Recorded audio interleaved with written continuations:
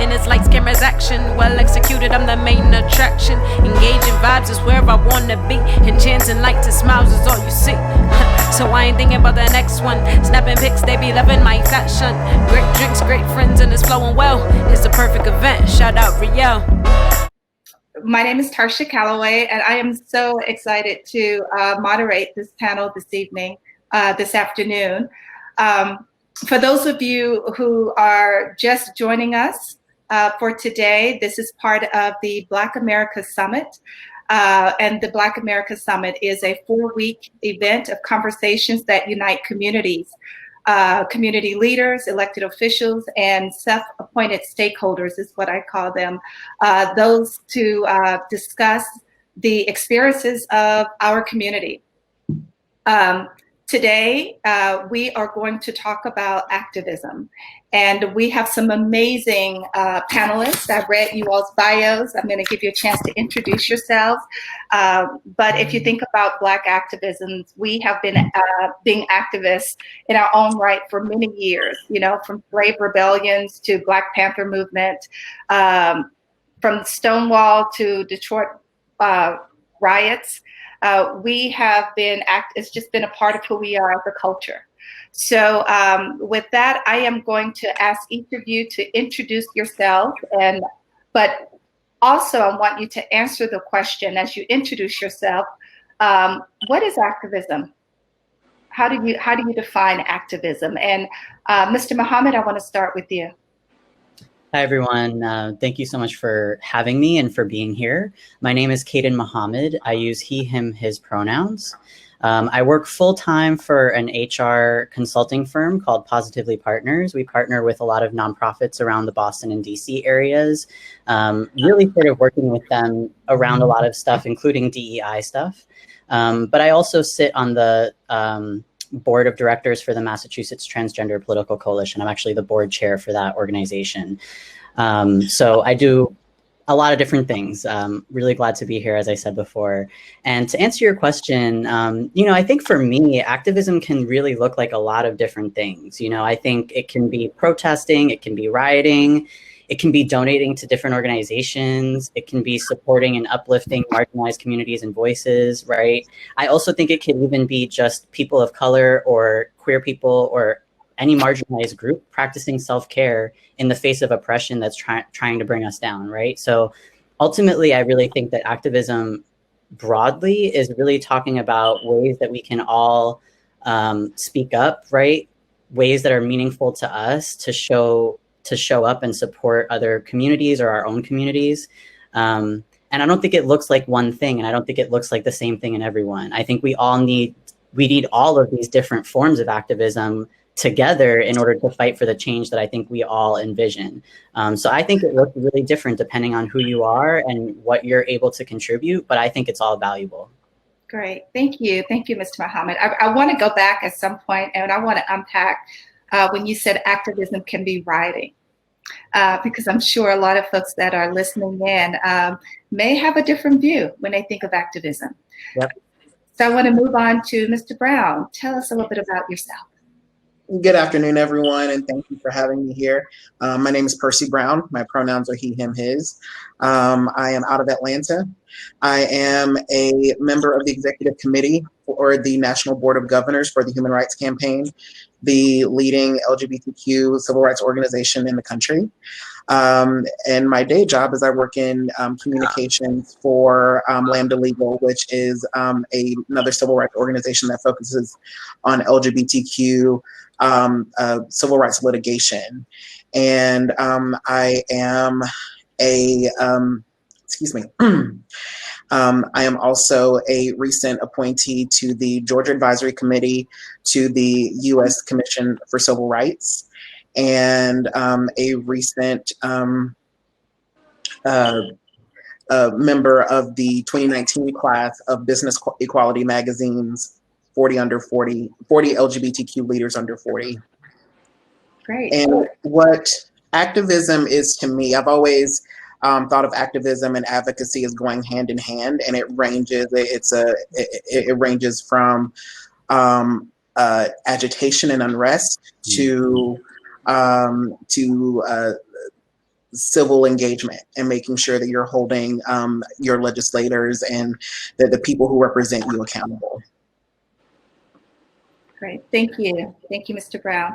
So we're gonna now move to Ms. Allen. Can you talk a little bit about it? First of all, introduce yourself, and then tell us, in your opinion, what is activism? My name is Marseille Allen. My day job is I've actually been in law enforcement for about 13 years. I'm a lead trainer with the Department of Corrections. I reside in Flint, Michigan, and I've been adopted by this beautiful and most resilient city. I wear so many hats. I started a nonprofit, the Warriors Trust Fund, for veterans who are combat veterans who are in the criminal justice system, and I'm the second vice president for the Veteran Support Foundation, and sitting on that board as well. Activism, to me, always has to result in some form of social change. So what we've seen is a culmination of protest, policy, and philanthropy. And to me, all of that at each level can be the people who are actually being activists and their allies, or in my words, accomplices, when we're looking at protest.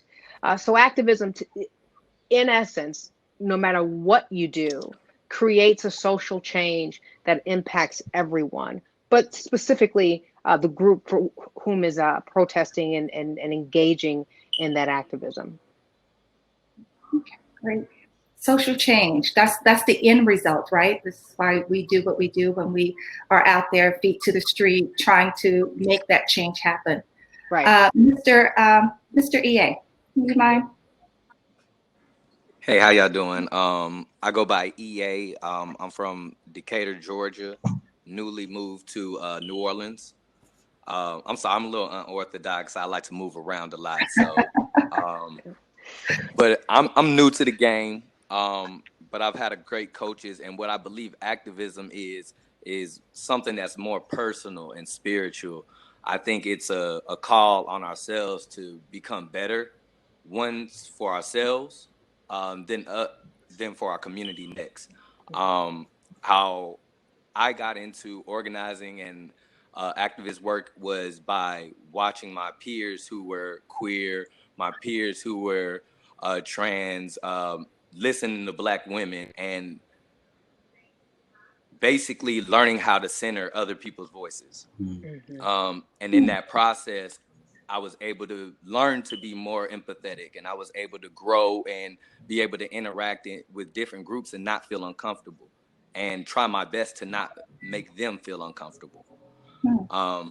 So when I think about activism, I think about what are we going to do first as a person to influence our peers. Great. It's interesting you said part of activism, EA, was centering other people's voices. And over the last few weeks, we've done a lot of that.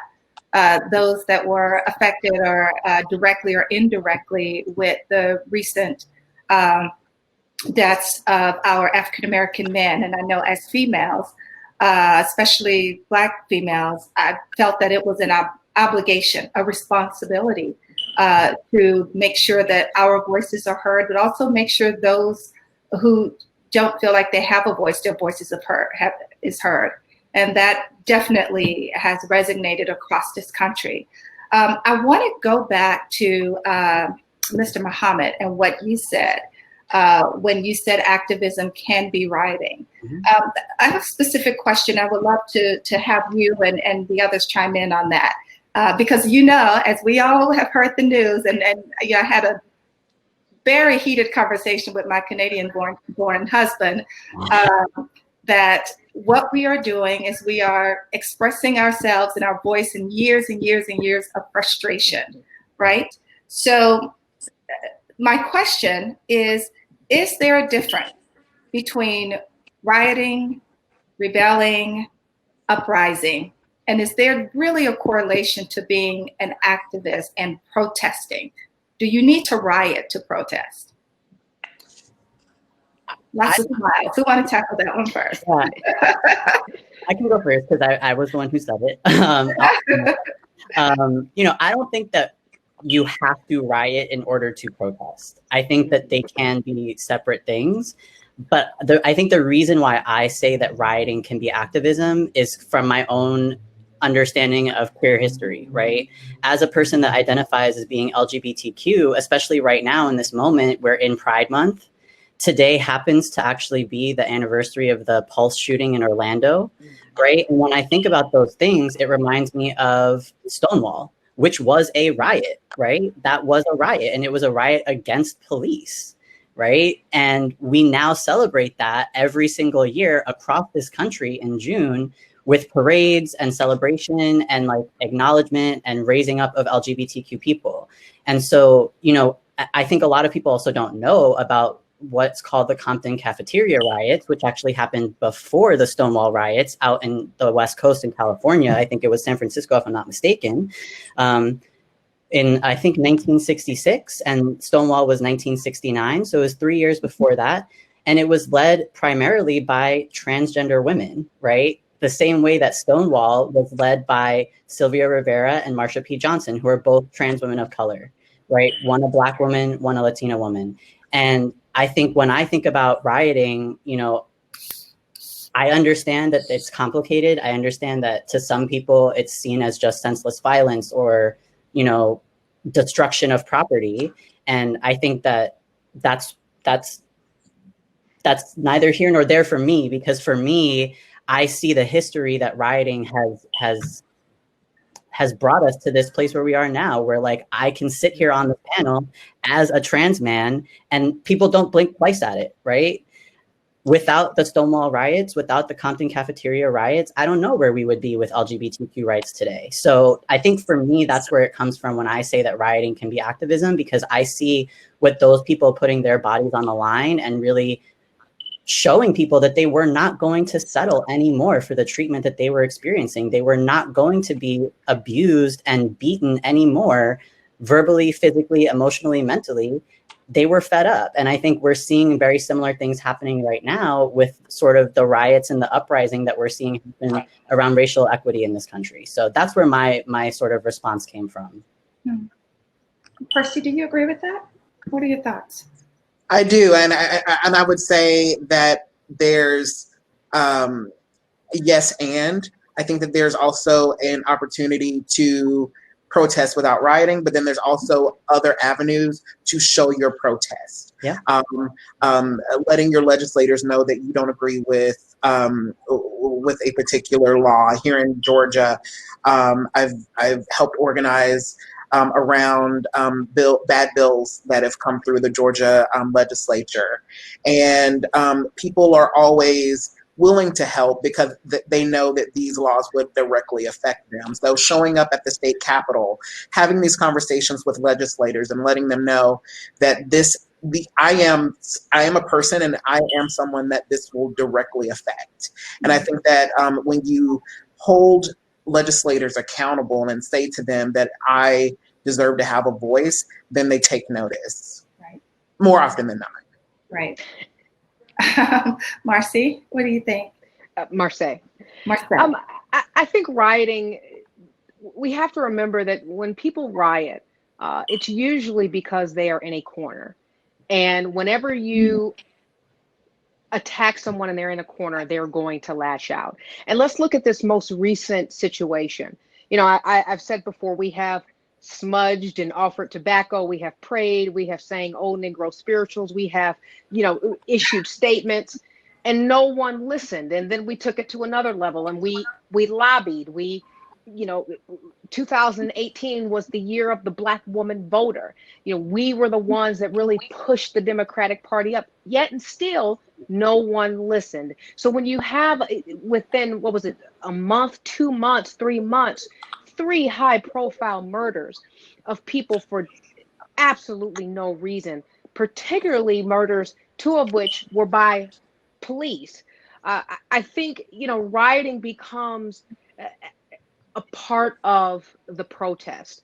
And do most of us want to see that kind of violence? Absolutely not. But we expect it. And let's not forget, you know, I know there's a video circulating we riot, most of the things that are destroyed in our communities don't belong to us. And so there's this argument, well, you're destroying your own community. I don't own it.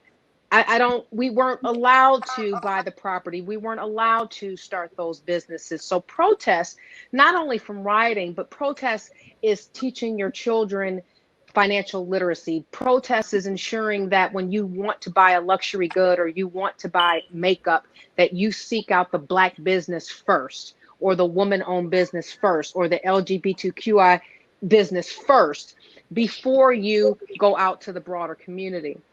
But back to rioting, I think people need to understand. A great philosopher I call Angela Rye once said, we built this joint for free, but we have to also remember that we built this joint for free on stolen land.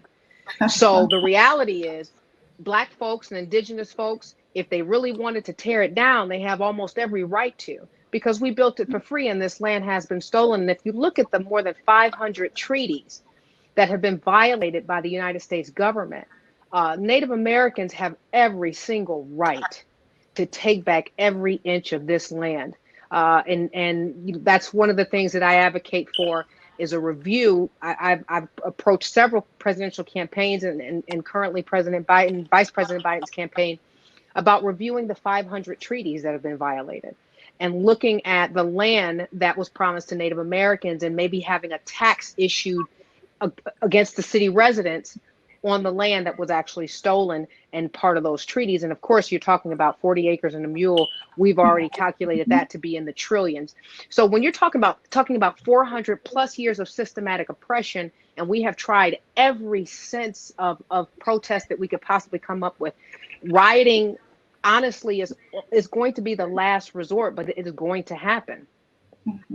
You know, it's interesting because I have observed this year, when you think about all the other riots, they all kind of historically, they've happened in silos. The Watts riot happened in silo. When the riot in St. Louis, it was in a silo. And now we've had this triple effect where across the country, everybody is protesting. And I won't just say it's a riot, they're protesting. There's this unified protest across the country. So do you know, or do you believe that this, and just kind of going back to what you said, Miss Allen, I'm gonna call you Miss Allen, so I won't keep mispronouncing your name. I'm used to it. Like, imagine Tarsha, I get everything. When you said no one's listening, do you think people are listening now? Whenever you intercept the economic flow, people start to listen. No one cares about color until it's green. And so when, you look at how quickly the government moved when we had to stay home, and how the president was, just losing his absolute, what's left of his mind about the economy coming to an end, and how they're already saying that they're not going to stop it again. I've always said that if you want to really protest without being physical, you just shut down a major highway. One of the highways in Michigan you could shut down is I-75. It goes from the south to the north, or I-69, east to west. You shut down a highway, you shut down the transportation system, the money, where money flows, and people will start to listen. It doesn't matter what political party they belong to. So what happens when you have thousands, tens of thousands, and even hundreds of thousands of people protesting? You're shutting down the economic power of that local government. So of course, they're going to start listening. And the fact of the matter is, although we've seen a decline in violence, we've actually seen an increase in the number of people protesting, which means you're going to have the stopping, the ceasing of that economic flow for quite a bit of time.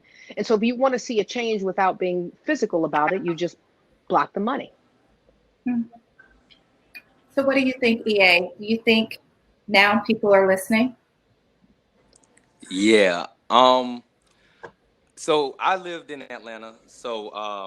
But I also live in New Orleans, and I'm on the ground, protesting. And so I'm seeing a lot of things, and it's not pretty, and I'm gonna keep it real. So I think sometimes what's considered a riot is distorted. Is distorted by who may be the aggressor. the situation.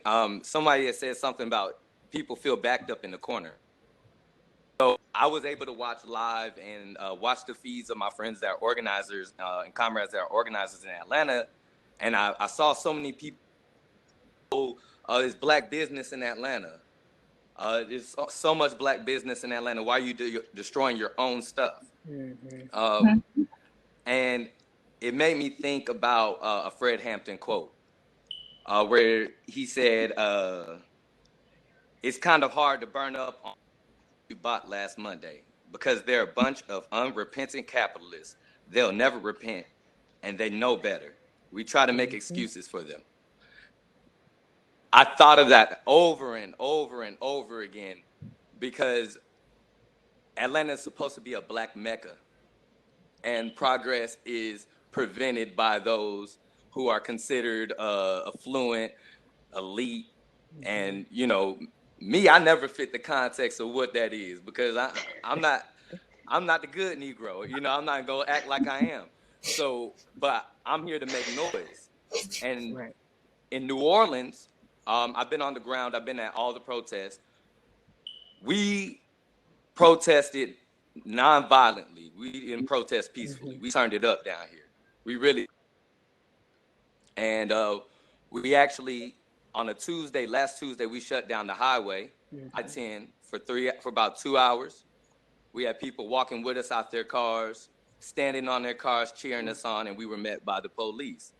They tried to make it seem like we had all this great chemistry, and they were really there. But meanwhile, they met us with riot gear. Not all of it was riot gear, some of them. They told us they were there to protect us. The people on the highway were cheering us on. We don't need y'all to protect us. That's how we felt. The next day, we met them on the CCC, which is a connection over from one side of New Orleans over to what is called the West Bank. We were met with all riot gear police. And if you can look up what happened, I'm not going to say too much about what happened. You can look what happened. You can see that there was gas canisters released on peaceful protesters, and we had elders, we had teachers, we had students, we had families out there. And they're going to paint whatever stories that they will, but it's about the aggressor sometimes. You can't always be the peaceful one. And that's not because you're not trying. It's because it's forced out your hand. And now I'm an unrepentant prison abolitionist. So, like, you can't expect people to walk with you if you're not going to work with the people. And now we see, I said this, and I would say this unapologetically, the police have declared war on the people recently. And now we have more than to defend these people who just were killed by police violence. We have to, what about the police violence that happened in protests now? What are we going to do about that? And I think riots come from stuff like that. So let's pivot a little bit. You mentioned EA, the police, and the police has declared war. There's been a lot of discussion across the country about police reform. A lot of cities are starting to look at their police forces, and in some cases are considering disbanding their police force and rebuilding it. Kaden, what do you think that will do in terms of social discourse if cities start to disband police forces and rebuild? And if they rebuild, what does that look like? Yeah, I mean, I think that it forces people to have a conversation about what communities actually need, right? I mean, police officers are being charged with doing so many different things that, like, they're not equipped to do. Like, why do we treat them like they're social workers? Why do we treat them like they're trained people that know how to deal with, like, substance abuse? Like, why do we treat them like they know how to navigate, like,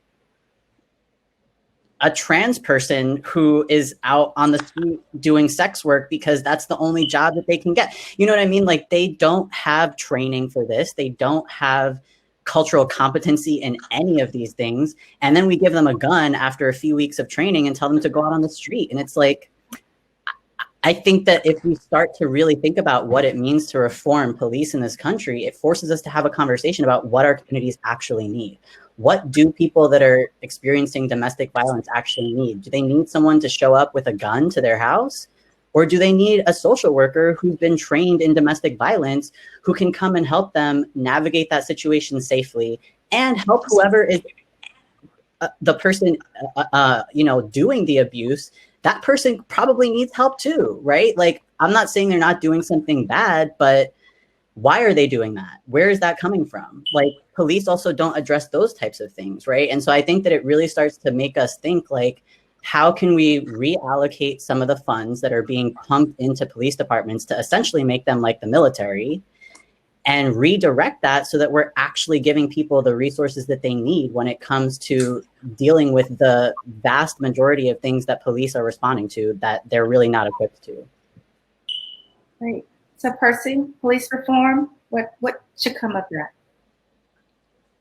I completely agree. I think that the police are not social workers, and that the fact that we have a system where our police are armed to the teeth with military gear, but we can't have the right PPC for people that are working on the front lines as healthcare workers during a pandemic. Mm-hmm. I think that shows the where this country's priorities are, and the fact that our police were prepared to meet our citizens with military gear and riot gear says a lot about who's expendable in our society, and also where our priorities are as a country. Mm-hmm.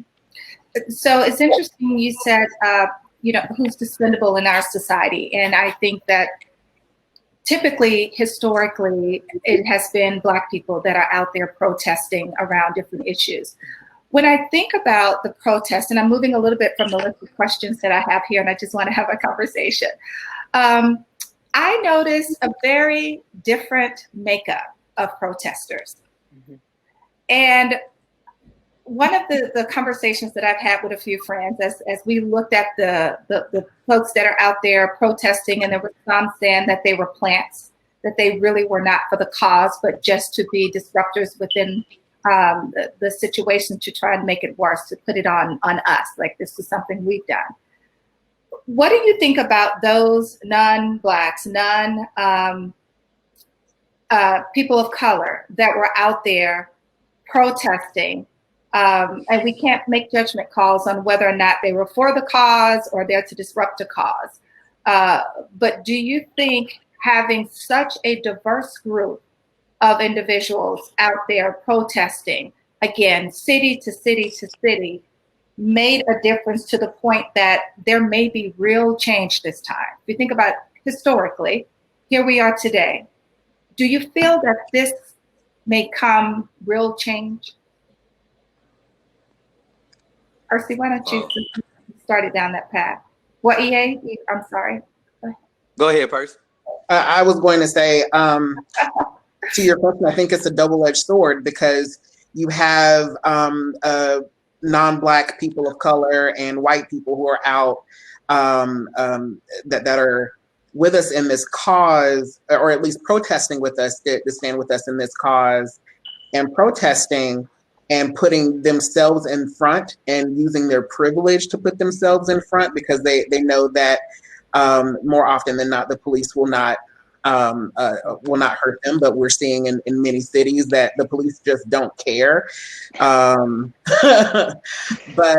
also you're seeing that the people that are anarchists that want to cause chaos, and also white supremacy groups who want to start a race war, as it were. And what's troubling is that these groups are never listed as terrorist groups, these white supremacy groups, and they show up in some cities, especially around peaceful protests, to agitate and to cause chaos. And I think that it's a double-edged sword. It's great that there are people that show up with the idea of knowing that I'm going to use my privilege to stand between these Black people and the police, because my body to the police would not be hurt, and stand as a barrier. But then you also have those people who are causing chaos. Ms. Allen, what do you think about that? Do you see there's any way that we could, I guess, legitimize the protest, given all of the different people that are out there protesting, some for us, some against us, some to agitate the situation? But does this take away from the legitimacy of the protest? And just from our previous question, do you see anything different coming out of this one? I don't think it takes away from the legitimacy at all. I have been contacted by several of my white sisters saying, I hear you and I am here to help you. How can I use my privilege to do that? And so, that's how we're going to get through this, is actually together. You can't be in a silo. That's not how this works. And there's a video going around, and I talk about, in other talks, I've talked about the difference between an ally and an accomplice. Anyone can be an ally, but an accomplice is someone who is, like Percy mentioned, willing to step in between. There's a video going around of a young Black boy. He steps past the police. He goes over the police gate, and he automatically goes on his knees, and his hands are up. As the police approach him, a young white girl, she looks no older than 20. They both look like they're between 17, 20 years old. She gets in front of him, and she refuses to let the officer touch him. That is an accomplice. That is someone who's willing to put likely their life on the line to fight for what they believe in, because they believe in you just as much as they would believe in themselves. And so I think because the crowds are so diverse, it's really putting white supremacists on notice. It's telling them, look, Black folks, LGBTQ, Native American, Latino American, they're not in this by themselves. We are all fighting this. And I think that is when the change is actually going to be able to come. Now, I want to touch back just quickly, because I am in law enforcement, and I'm also a blue-blooded unionist. When you look at police departments, you have to look at the unions. Unions are, the police unions specifically, are inherently racist. I have dealt with them, and I'll give you a little story. So in Michigan, when we were fighting, all the unions had come together to fight against right to work. The Michigan State Police, so there were 20,000 people at the Capitol in Lansing. Michigan State Police actually kept us from peacefully protesting at the Capitol because their union, as police officers, were not involved in this right to work. A couple of years ago, when the Republican legislature wanted to go after police pensions, police and fire pensions, and their salaries, they called on those same unions to help them. So of course, those same unions, we show up in a meeting. There are 3 Black women in the meeting. We're sitting there, nothing but white men representing these police unions. And I heard a chief of police, I won't say the city, but he sat there and he's turning blood red the entire time. And finally, when he said, when it was his turn, he says, I voted Republican my whole life. I'll never vote Republican again, because they were going after his money. He didn't care about anybody else. We have to remember that police were started as vigilante slave catchers. What? The idea of a police department has never changed, and it never will. You can talk about training. I'm a trainer myself. You can talk about training and reform all you want to. It's never going to change. What cities have to start out by doing is renegotiating these police contracts, because if people are going to be abusing their power, whether it's over what they deem weaker people, so you've got a 300-pound cop kneeing in the back of a 100-pound 14-year-old girl, or the racism that we've seen, the savagery because it's really savage when you look at how this is being perpetrated. You have to renegotiate those contracts because unions, the police unions, are keeping these guys employed. It's that simple. And I've seen police departments try to fire bad actors and they can't.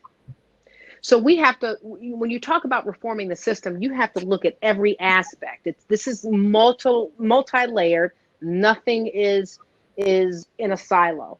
We have to be able to look at the entire system.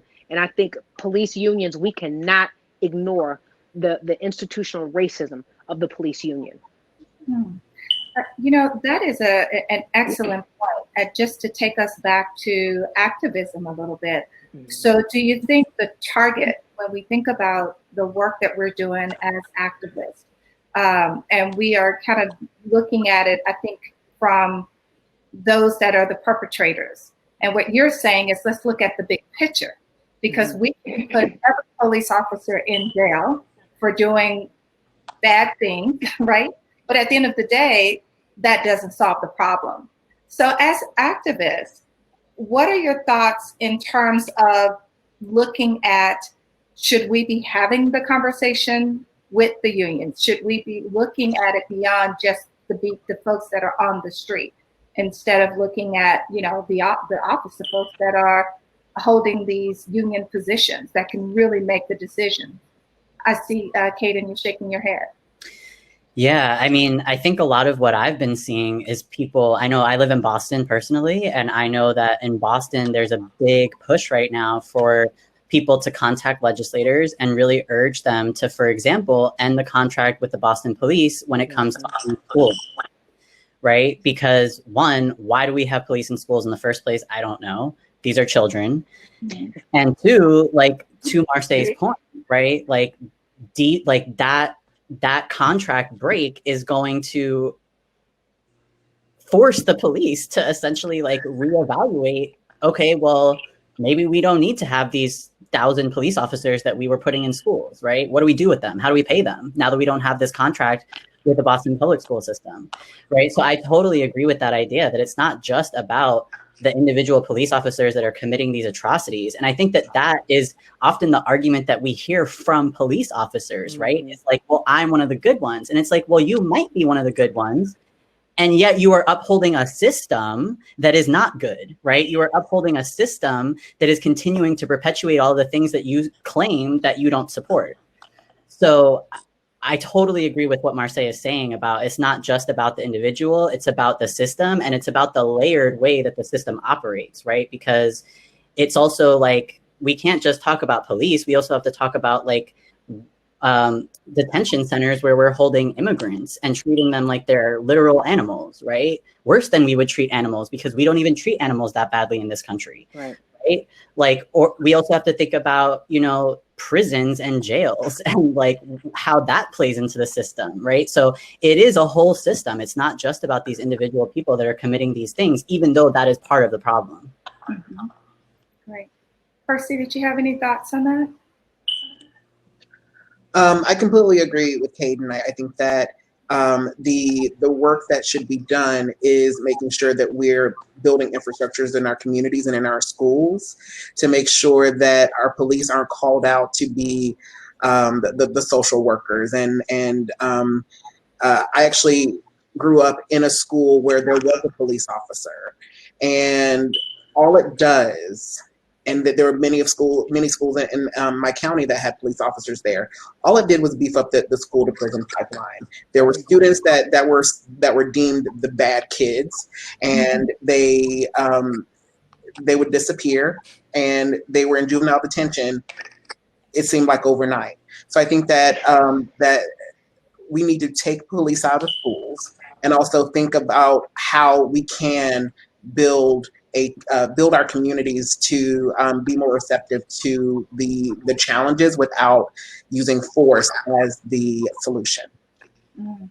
Great, thank you for that. I agree. Sometimes we do try to, they say you can't see the forest for the trees. And instead of tackling the system and the broader problem, which has more sustainable results, we try to do it, strategy versus tactics, right? I want to just go back a little bit to protest and activism. There's a specific question that I would like to ask you all as it relates to the queer Black population. And how has the queer Black population propelled Black rights or Black activism? Or do you think it has,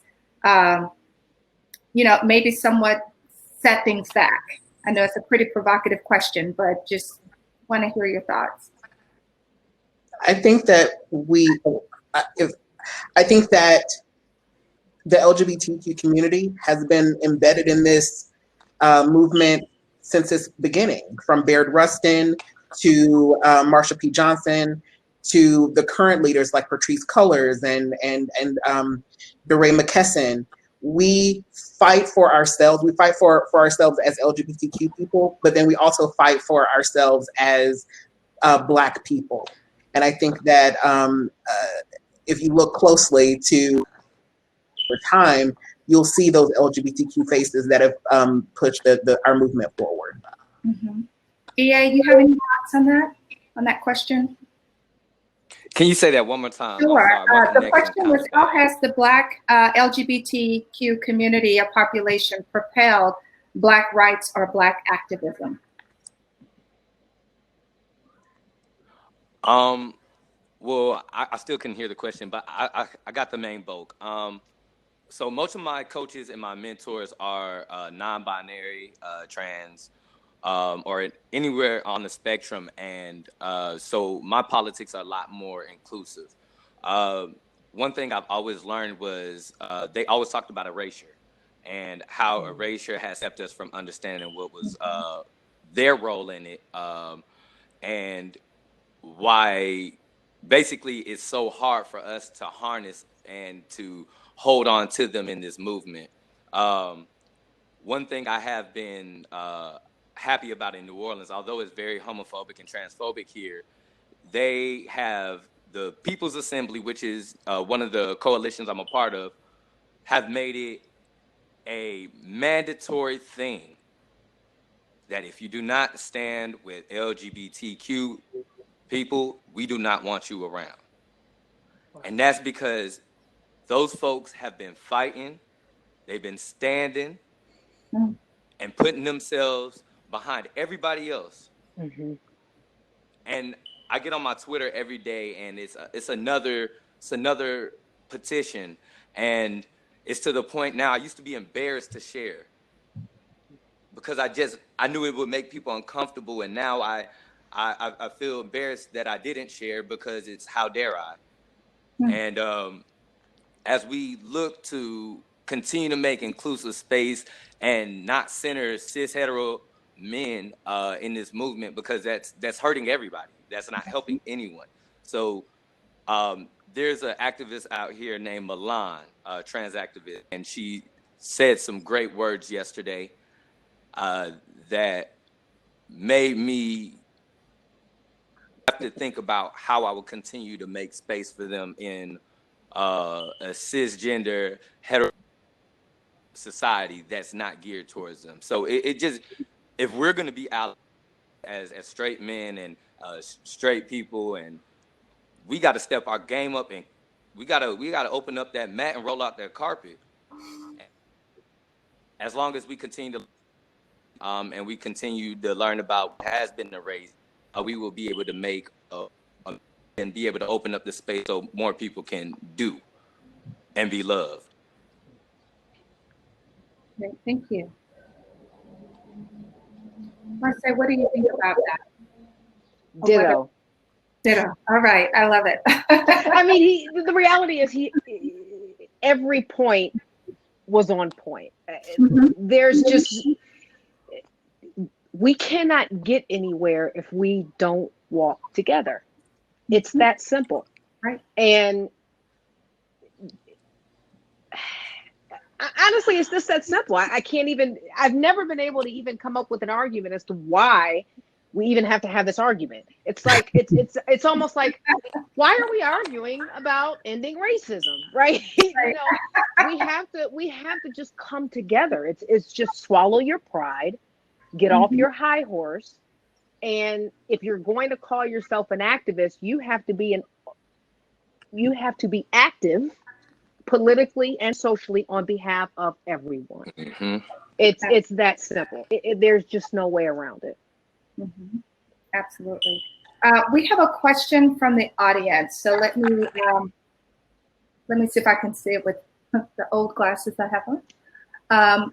What are the thoughts on whether or not it is possible to reform the system? So we want to pivot back there. Or should we be mapping out a whole new system for this country? Oh, you have a big old on your face. Yeah. Oh, all of you. That's okay. I'm just gonna let someone go for it. You know what? That's a loaded question. I mean, you cannot.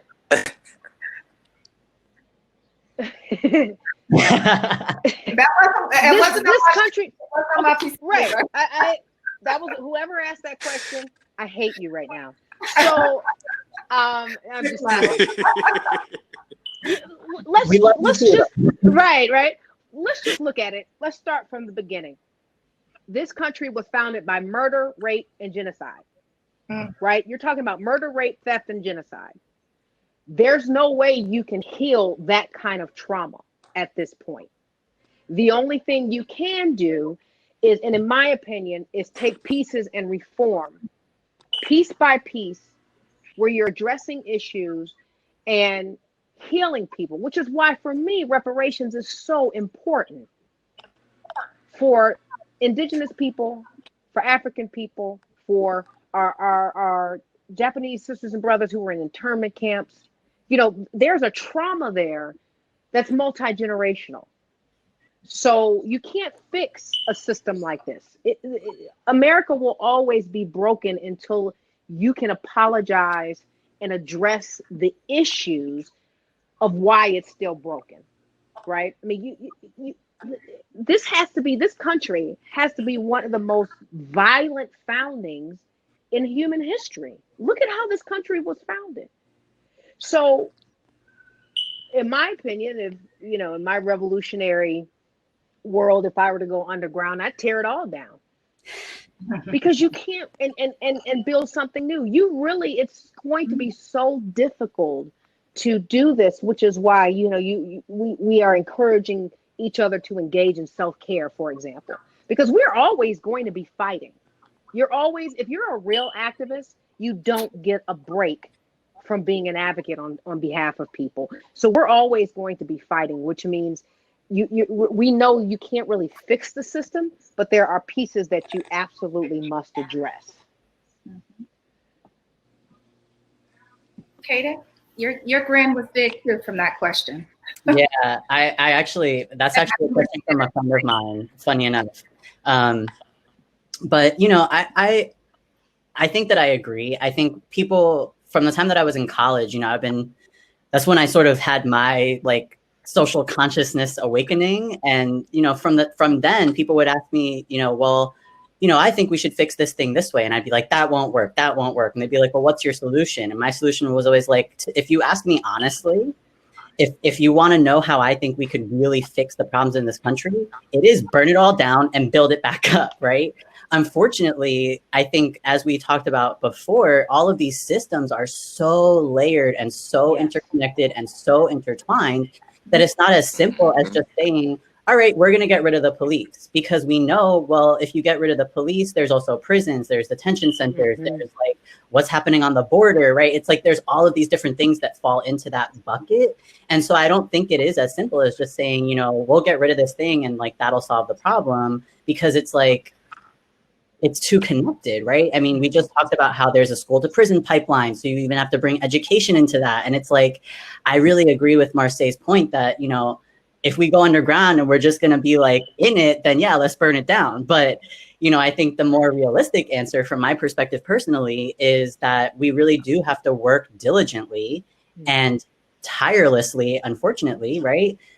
Don't get tired. Don't give up. Take a break when you need it, but come back, because the fight's not over. We have to continue to work on reforming and changing these systems, even if it's little by little. And I think that, I advocate for trans people every day, right? I sit on the board of an organization that is completely dedicated to supporting trans people in Massachusetts.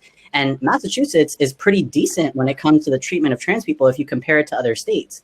And yet we have so much farther to go here, right? So, I would love to just say, let's just, like, trans people should just go live on an island somewhere and we won't have to deal with anybody else, right? And it's like, that would be great if we could do that, but that's not reality. We don't live in that world. So, it is waking up every day and it's taking a half step and another half step and another half step. And maybe you have to take a step backwards, but you don't stop, right? And you keep going forward. And I think that, things are still really bad. I think we've all talked about how we still have a lot of stuff that we have to make better and a lot of healing that has to be done. And I can see some semblance of progress in some of these different ways as well, right? Like, as I said before, like, because of the activism of people like Sylvia Rivera and Marsha P. Johnson and the folks that were at the Stonewall riots and the folks that were at the Compton cafeteria riots, I can sit here today as a trans man who has a job, right? I have a home over my head. I have access to food. I have people in my life who care about me and love me. And I can sit here with all of you and not feel like I'm being judged. Mm-hmm. And that, to me, like, we still have a long way to go, but that is some progress, right? Compared to the experience that Marsha P. Johnson was having, right? So, I agree with Marseille that I think that it is sort of this, like, bit by bit, we've just got to be diligent and keep going. And eventually, maybe it'll take a generation, maybe it'll take 2 or 3, but eventually I believe that we will get to the place that we see. I think all of us collectively have a vision of where we are living in a place where this isn't happening to any group of people, regardless of their race, gender, ethnicity, religion, class background, or any other identity. Right. Yeah. Yay. I want to get your thoughts. So do we reform it? Do we tear it down and start over from scratch? My mom would get upset because I would tell it to tear it down. And I feel this way because, like, I've lived in a lot of different places. I lived in Valdosta, Georgia, which is in South Georgia. If you know about Kendrick Johnson, if you ever heard about that, you know about. I lived there during the time it actually happened. So that is an old city. That's what we call old city with old money. And I used to call home sad because I felt like I was living in Reconstruction 2.0. Reform doesn't help places like that. And they never get the attention because they're not in a large metropolitan area. So we see what happened to Kendrick Johnson with the chains of commands and how the police units and different policing organizations are working together, and they're able to cover up crimes or make crimes shaky enough where we can't fix them. That's what reform to me does. I look at New Orleans and I see the progress. What the progress is to them is the moving and the pushing out of the Black people. Reform helped New Orleans. It opened up space for more people to exploit. So I would love for them to tear it down. I think we don't give ourselves enough credit and how community is just naturally embedded in us because right now it's telling us improving that do it. Like, mutual aid is alive and well, and it's flowing, and it's keeping me surviving. So if we can do that in an emergency with really the scrapes that we have, imagine if we actually have funding and we take over and we get the government to work for us because we're controlling the narrative and we're not being sidetracked by different party changes and candidate changes and different policies. I'd rather build it from the bottom up again. Mm-hmm. Mm-hmm. Thank you. Thank you for that. I have... Marseille, we're not able to hear you. You're muted. Do I need to do something to unmute you? Mm-mm. I know what she has to say is good, so that's why we want to wait and see. No. They see. I know. This has been fantastic. I think we're coming close to the hour. Yep, actually we're beyond the hour. We're at 5:04. But I can't let you go without just one final question to leave with the audience today. Hi, everyone. Oh, this was such a good. Can y'all hear me? Yeah, we can Yes. hear you. Okay. So Yes. this was such a good conversation. I hope that we continue this conversation at some point. We've had a lot of demand to continue the summit. So I'm sure throughout the year, throughout the next couple of months, keep talking about this and delving deeper. And I invite you all to come back because this is so good. So next we're gonna jump into the session. We're gonna click the sessions tab. We're gonna leave this group and then go to the community resources to talk to some of our executive directors and presidents. Okay, great. Well, thank you Again, guys. thank you so Thank much. you. Thank you so And I'll see much. you in the Yeah, next section. thank all of Thank you. It was awesome to be Appreciate on it. here with all of Hopefully you. we work together again. Yeah. Absolutely. Thank you. Thank Definitely. you so much. Yes, I see y'all soon. All All right. right. Bye, everyone.